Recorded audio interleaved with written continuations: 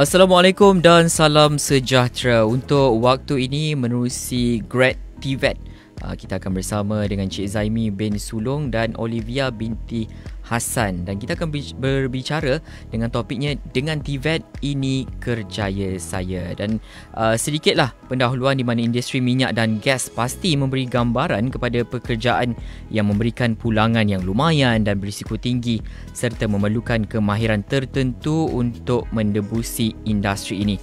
Namun tahukah anda bahawa industri minyak dan gas ini mempunyai pelbagai cabang kemahiran? Dan Grad TVET kali ini bersama kita seorang wanita yang berkecimpung di dalam industri minyak dan gas yang dipelopori oleh kaum lelaki, dan lebih menarik merupakan alumni IKM Bintulu Sarawak, dan beliau pemegang sijil dan diploma teknologi kejuruteraan penyelenggaraan instrumentasi dan kawalan logi yang kini menjawat jawatan penolong jurutera di Whitebeard Engineering Sdn Bhd.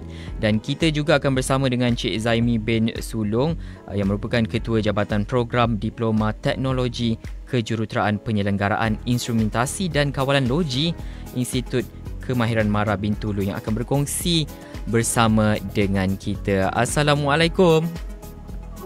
Waalaikumsalam. Baik, terima kasih Encik Zaimi dan juga Olivia kerana sudi bersama kami hari ini.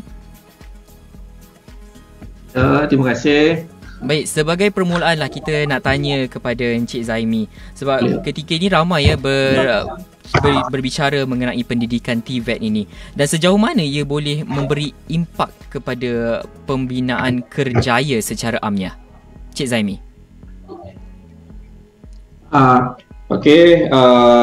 Pertama sekali Assalamualaikum dan selamat petang. Dan saya ingin mengucapkan terima kasih kepada Tuan DJ kita kerana sudi menjemput saya daripada IKM Bintulu untuk berkongsi pandangan berkaitan dengan pembelajaran TVET IKM Bintulu. Dan tak lupa juga ucapan terima kasih saya kepada alumni kami, iaitu Cik Olivia Hassan, kerana sudi menyertai program ini untuk berkongsi pengalaman beliau dan bekerja dalam bidang oil and gas. Okey. Merujuk kepada pertanyaan Tuan DJ tadi adalah berkaitan dengan impak TVET dalam pembinaan kerjaya. Okey, terlebih dahulu saya ingin sentuh sedikit TVET ni, apa sebenarnya TVET tu? Ya. Kita biasa sebut TVET, TVET, TVET. TVET ni adalah singkatan kepada Technical and Vocational Education and Training, atau bahasa Melayunya lah. Bahasa Melayunya adalah berkaitan dengan pendidikan dan latihan teknikal dan juga vocational. Ianya ada satu proses pendidikan dan latihan, contohnya di sisi pengajian, contoh di IKM Bintulu, yang mempunyai tuju pekerjaan dan penekanan utama terhadap amalan industri. Targetnya adalah untuk menghasilkan tenaga kerja yang mahir lagi kompeten dalam bidang tertentu yang telah dipelajarinya. Kita bagi contoh lah. Sekiranya seorang tu berminat berkaitan dengan welding ataupun kipalan, dan sekiranya mereka mengambil kursus yang berkaitan dengan welding, setelah tamat nanti mereka boleh bekerja sebagai welder, inspektor welder, atau apa-apa yang berkaitan dengan welder. Okey. Malahan skop TVET juga adalah selari dengan standard pekerjaan yang diiktiraf dengan penekanan kepada komponen praktikal, kemahiran psikomotor dan juga pendedahan kepada latihan industri. Di mana selain pada pembelajaran, mereka juga pelajar kita ni kita dedahkan selama satu semester di dalam alam syarikat lah. Dan kita boleh tunjukkan juga kesan. Contoh bagi pelajar IKM Bintulu, melalui sistem kajian pengesanan graduan, kita ada satu sistem SKPG yang telah dijalankan oleh pihak kami pada tahun lepas lah, tahun 2020. Daripada 150 orang responden graduan kami yang telah tamat bekerja, kita dapati seramai 142 orang bersamaan dengan 89.3% telah mendapat pekerjaan dan juga sambung belajar lah. Baik. Bukan itu saja, bukan sekadar bekerja dengan orang, mereka juga menjadi usahawan. Okey. Jadi oleh demikian, hasil daripada yang kita tengok persentif kebolehpasaran yang tinggi, hampir di 90, itu pada tahun lepas, di mana kita tahu pada tahun lepas kita mengalami pandemik COVID-19. Kita boleh katakan di sini bahawa pada beberapa pelajar yang mengikuti pendidikan TVET ini, peluang pekerjaan mereka adalah cerahlah. Bukan sekadar bekerja dengan orang lain, mereka juga boleh berdiri sebagai usahawan. Baik. Itu sedikitlah pendahuluan. Itu sajalah. Pendahuluan apa itu sebenarnya TVET. Ia bukanlah semata-mata teori saja, ada juga selit latihan ya sepanjang pembelajaran itu. Dan menarik hari ini kita bersama dengan Olivia juga. Olivia, saya nak tanya ni. Bagaimana sebenarnya kebiasaannya kita lihat ya TVET ni dipelopori oleh kaum lelaki. Tapi macam mana Olivia boleh berminat untuk menceburi bidang TVET ni? Okey, dengarkah? Dengar. Okey, first of all, terima kasih kerana menjemput saya dalam sesi kita pada petang ini. Seperti yang kita sedia maklum, saya merupakan alumni Akademi Tulu dalam Diploma Instrumentasi dan Kawaranalogi. Bagaimana saya boleh memilih pendidikan TVET ini disebabkan perasaan saya yang ingin mencuba benda yang baru dan mencabar. Saya juga ingin mencuba dalam bidang kemahiran di mana seperti yang kita sedia maklum, biasanya dalam bidang kemahiran ini ada saya juga ada mendengar yang Akademi Tulu ini sistem silibusnya adalah belajar 30% teori dan 70% kemahiran. Di mana saya boleh mempraktikkan sendiri benda yang dipelajari dan tidak hanya pada buku. Tambahan pula, pada masa itu bidang perindustrian di negara kita giat membangun, dan saya percaya jika saya terlibat dalam pendidikan TVET ini, saya mampu meletakkan diri saya dalam golongan yang berkhidmat dalam industri kita. Itu yang buatkan Olivia berminat dalam bidang TVET ini. Dan Encik Zaimi, kita nak beralih nak menyentuh sedikit mengenai bidang minyak dan gas ni. Sebab kita selalu dengar bila nak mencuburi bidang minyak dan gas ni, memang kena ada kelayakan akademik yang baik, kena berkemahiran tinggi. Dan kita tahu juga di IKM Bintulu ada banyak sebenarnya cabang kemahiran di sana. Kalau Encik Zaimi boleh kongsikan. Okey, boleh. Kita nak ceritakan berkaitan dengan bidang-bidang yang ditawarkan di IKM Bintulu untuk makluman Tuan DJ lah dan juga pendengar sekalian. Di mana di IKM Bintulu ni kita tawarkan 6 program lah, iaitu 3 peringkat sijil dan 3 lagi adalah peringkat diploma. Program-program yang kita tawarkan adalah seperti CJ Teknologi Kejuruteraan Fabrikasi Struktur. Keduanya CJ Teknologi Kejuruteraan Pemasangan Elektrik.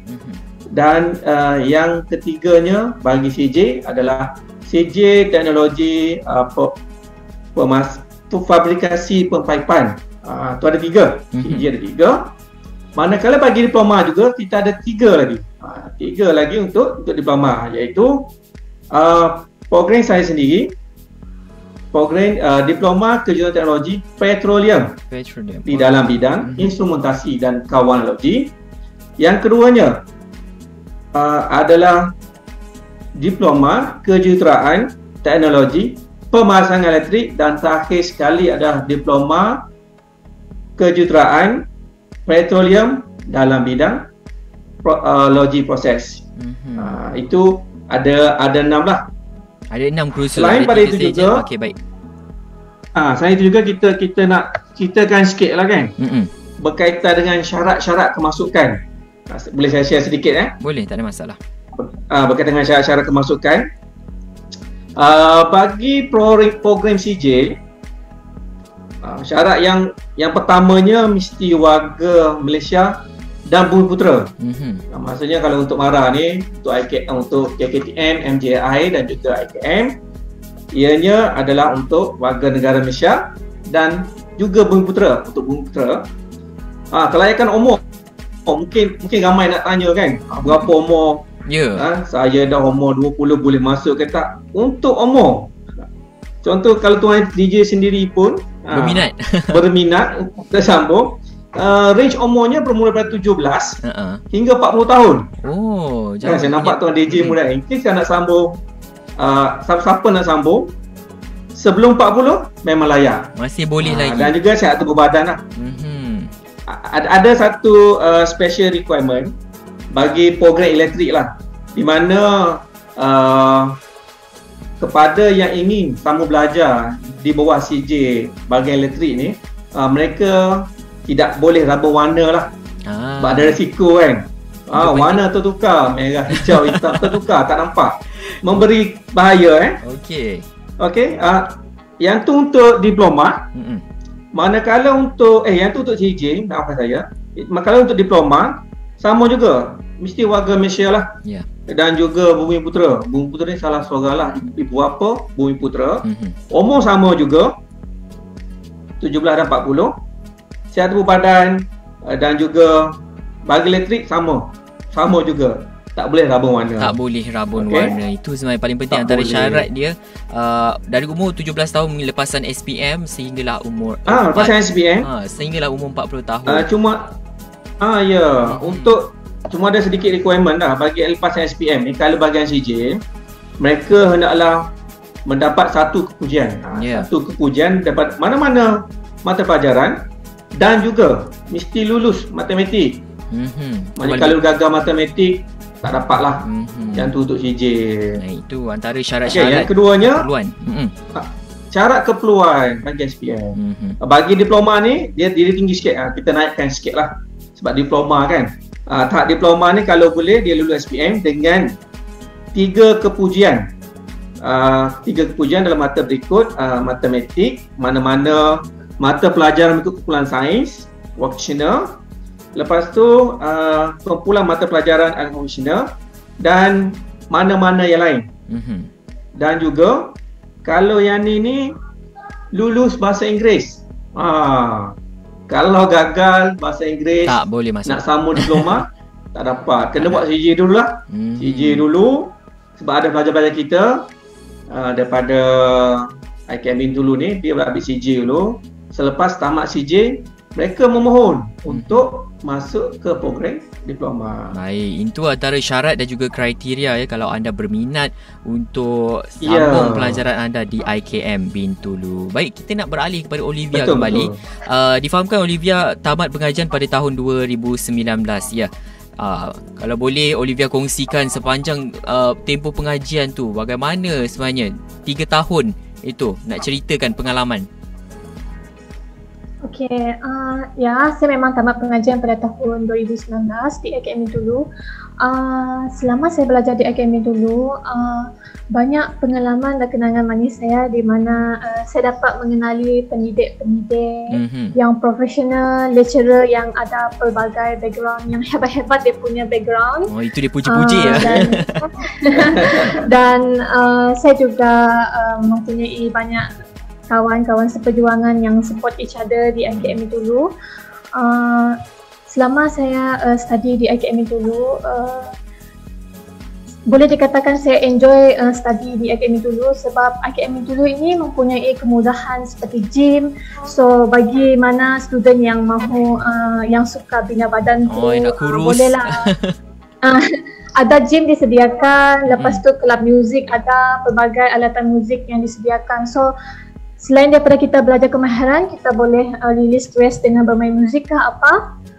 Selain itu, perpustakaan juga ada, di mana tempat untuk kami orang untuk release tension ataupun membaca buku. Lepas tu dekat IKM juga ada tempat riadah dan bersukan di petang hari. Biasanya pada waktu petang kami orang akan bermain bola jaring. Bagi lelaki pula banyak bermain bola futsal, bola padang, bola tampar dan sebagainya. Semasa saya belajar di IKM, selain daripada belajar, kami orang boleh juga mengikuti sukannya, di mana kami orang pun ada sukan stigma. Memang banyaklah program-program menarik sebenarnya. Banyak program menarik. Dan saya sendiri yang dengar pun rasa macam tertarik untuk sambung belajar. Tak adalah. Okey, dan sepanjang pengajian Olivia di IKM Bintulu, ada tak macam program-program ataupun silibus-silibus yang Olivia masih gunakan sehinggalah dalam pekerjaan Olivia sekarang ini? Memang seriously memang ada. Seperti yang kita tahu, keistimewaan IKM Bintulu ni adalah ia memiliki simulation seperti mini plan, OPP iaitu Operation Production Plan, DCS Lab, PLC Lab dan sebagainya untuk kami sendiri pelajari dan operasikan. So benda yang kami orang belajar, benda yang kami orang tengok, benda yang kami orang operasikan ini di IKM Bintulu ini juga sama macam dekat tempat saya bekerja. Seterusnya dekat IKM Bintulu juga kami orang ada belajar tentang safety. Okey, safety ni apa yang saya belajar di IKM ni memudahkan saya untuk familiar dengan safety precaution di site tempat saya bekerja dan mudah untuk saya, dan saya pun alert untuk eliminate hazard sebelum memulakan kerja. Banyak jugalah dalam silibus program yang saya ikuti ini dalam bantu pekerjaan saya. Selain itu, disebabkan saya assistant engineer, saya mempraktikkan subjek yang diajarkan oleh orang dekat IKM dulu, iaitu project management, di mana dalam job scope saya ni saya perlu prepare dan planning untuk kemudahan dokumen, materials, equipment dan menjaga kualiti dan kehendak klien di tempat kerja saya. Selain itu, kami orang dekat IKM dulu juga diajar untuk manage work pressure dan mengejar deadline. Sebab sememangnya bila kita sudah bekerja, memang kita akan sentiasa mengejar deadline. Ya.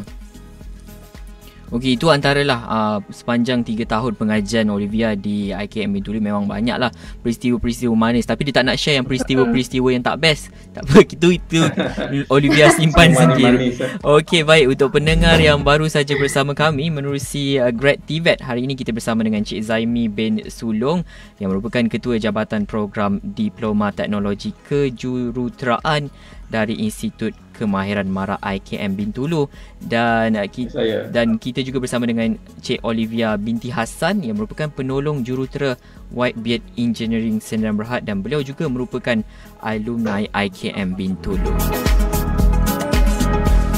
Baik Cik Zaimi, tadi Olivia ada kongsikan bagaimana proses pembelajaran beliau sepanjang 3 tahun di sana. Dan saya nak tanya juga Encik Zaimi, memang ada ke pelantar sebenar ataupun simulasi di IKM Bintulu? Ya, memang kita ada. Seperti yang Cik Olivia bagi tahu tadi. Dekat sini kita ada satu plan lah yang kita panggil mini plan, yang dinamakan Oil Operation Plan ataupun OPP. Okey, plan ni adalah dia simulitkan proses upstream, di mana kalau kita tengok dalam proses pencarian minyak daripada laut, pada bawah laut, pada bawah tanah tu, yang kita namakan crude oil, bawa ke atas ada kita splitkan crude oil dengan minyak tu lah. Jadi dekat sini kita cuba simulitkan proses tersebut. Di mana dekat plant kita ni memang betul-betul boleh operate lah. Kita ada control room, kita ada tangki yang besar, kita ada 3 tangki yang besar. Wow. Tangki pertama kita mengandungi minyak, mengandungi air, dan tangki kedua kita minyak lah, yang kita menggunakan mineral oil lah. Kita nak dapatkan crude oil tu sukar untuk dapat crude oil, minyak mentah tu kan.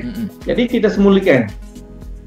Proses pertamanya, kita campurkan minyak dengan air tersebut dekat dalam mixer tank, dalam satu tank untuk campuran tu, and then dia ibaratnya dia akan naik Dan pelan tersebut kita simulitkan untuk memisahkan minyak dan air tercampur tu menggunakan teknologi yang betul-betul digunakan dekat real, dekat luar, dekat industri oil and gas.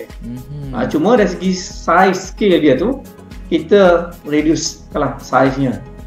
Oleh yang demikian, pelajar-pelajar boleh belajar bagaimana untuk kontrol, nak on off pump ke, nak kontrol valve ke, nak tengok flow dia berapa, pressure dia berapa. Pelajar-pelajar kita bagi kebenaran, kita bagi pendedahan untuk mereka lakukan sama dari segi teori dan juga praktikal.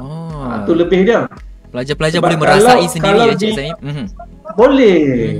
Sebab kalau dekat pelan sebenar, ya Tuan DJ, pelan sebenar bila mereka beroperasi, nak cuba on buka pump dia ke, off pump dia ke, tak boleh. Kita tak boleh sesuka hati. Kecuali dia buat maintenance. Tapi dekat sini kita dapat bagi pelajar tu hands on.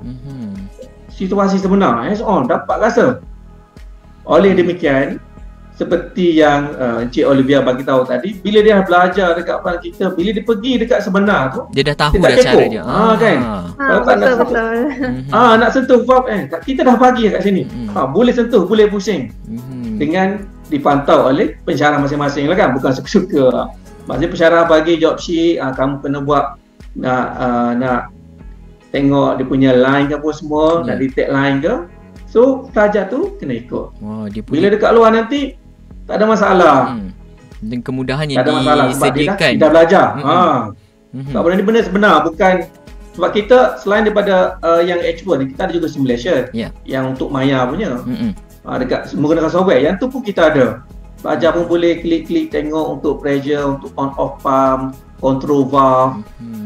So yang tu pun boleh buat. Jadi dengan adanya semua makmal-makmal bengkel-bengkel kita sediakan ni, kita dapat nampaklah hasil daripada Cik Olivia tadi menyatakan benda ni memang berguna selepas dia tamat. Itu kita bersyukurlah, alhamdulillah lah. Hasil kita tercapai. Bukan calang-calang kemudahan yang disediakan di IKM Bintulu, dan Olivia sendiri pun pernah merasainya sendiri sewaktu zaman pengajian di sana. Dan Olivia, lepas tamat pengajian kan, bagaimana perjalanan kerjaya tu? Adakah selepas latihan perindustrian terus bekerja ke ataupun bagaimana? Setelah tamat pengajian, saya juga seperti graduan lain yang mempunyai cabaran dalam mencari pekerjaan. Tapi orang cakap kan, nak 1000 daya, tak nak 1000 dalih. Saya setiap hari menghantar resume apa-apa jenis vakansi, dan saya bernasib baik akhirnya saya dipanggil untuk interview. Sepanjang masa saya menganggur tu, dalam sehari saya memang akan hantar resume. Lepas tu akhirnya saya dipanggil untuk interview dengan company ini.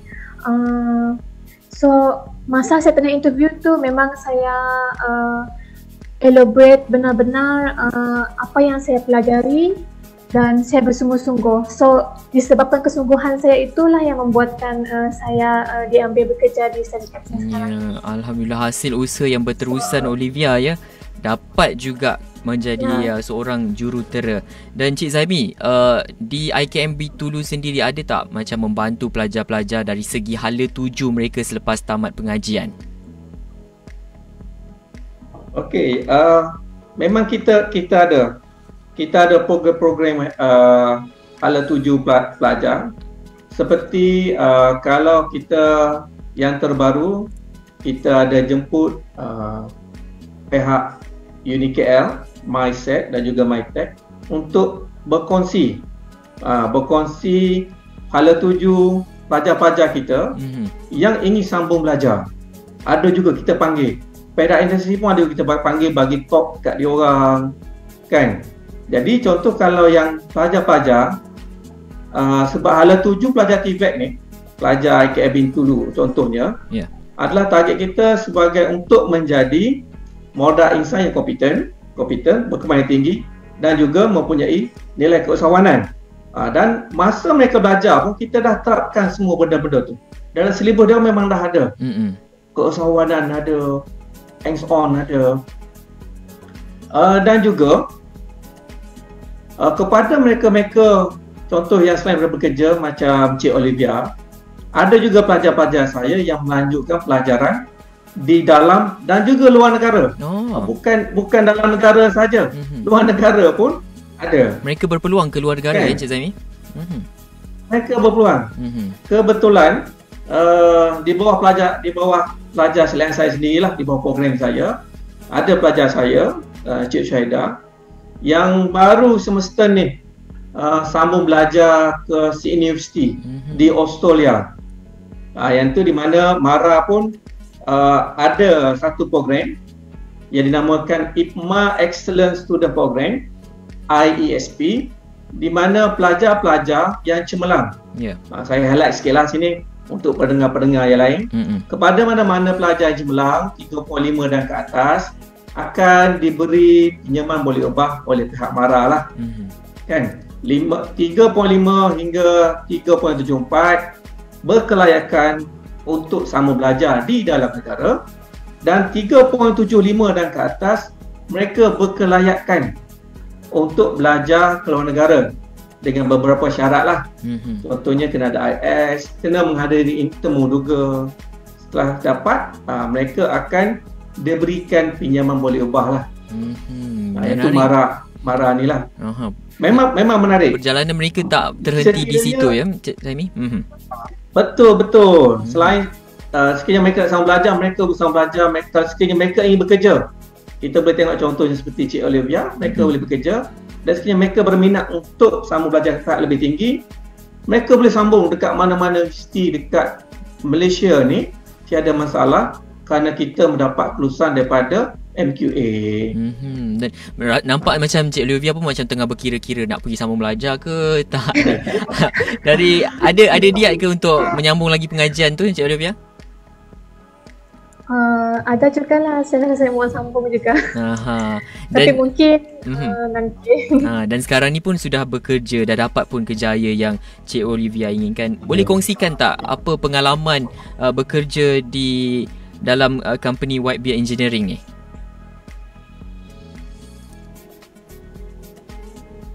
Cik Olivia? Boleh kongsikan pengalaman bekerja di Whitebeard Engineering? Okay, semasa saya bekerja di Whitebeard Engineering ini, saya terlibat dalam projek supply dengan servis rubber lining repair and replacement di MLNG, Malaysian Liquid and Gas, dan PFLNG 1. Okay, seperti yang kita tahu, dalam industri minyak dan gas ini kita perlu ada banyak training dan benda baru yang kita perlu belajar. Apa yang saya dapat masa saya bekerja ni, saya diberi peluang untuk mengikuti training seperti BOSET untuk bekerja di offshore, pasal working at height dan working in confined space.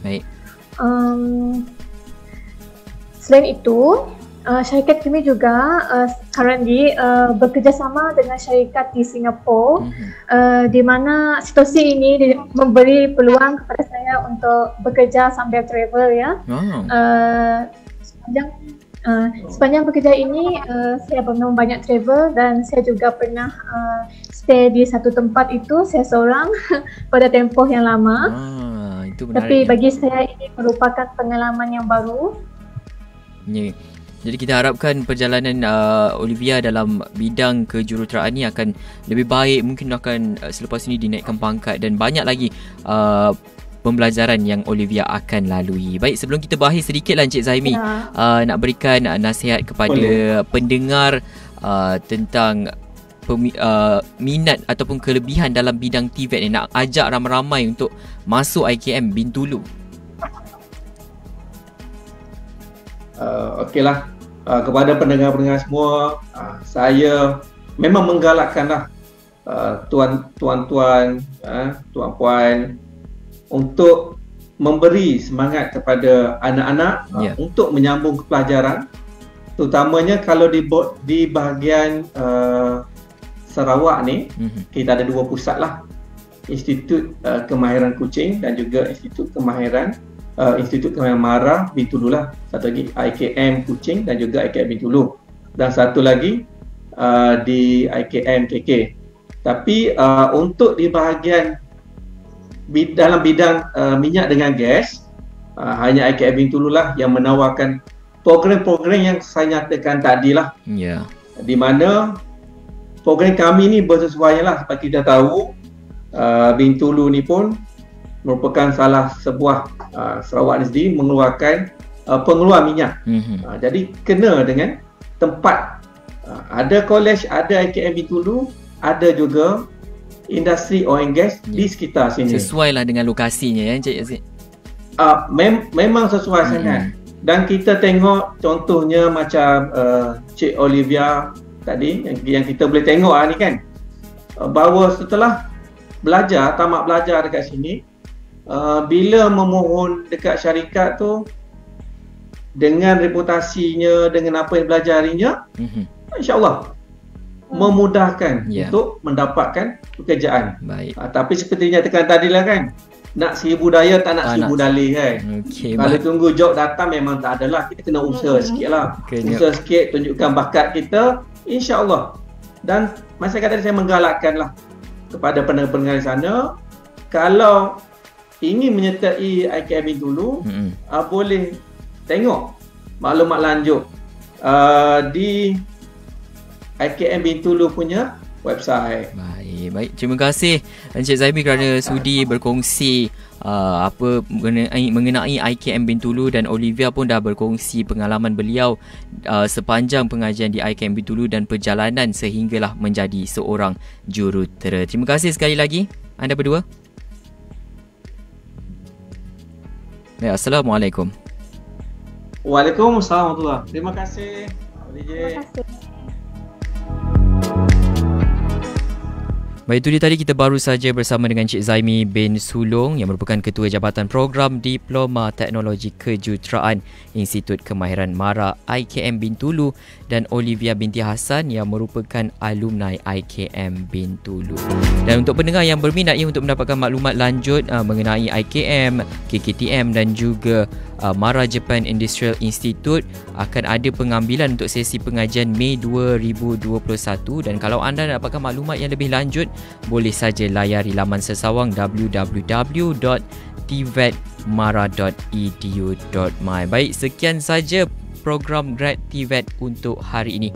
Terus dengarkan kami di Bernama Radio, stesen berita bisnes pilihan anda.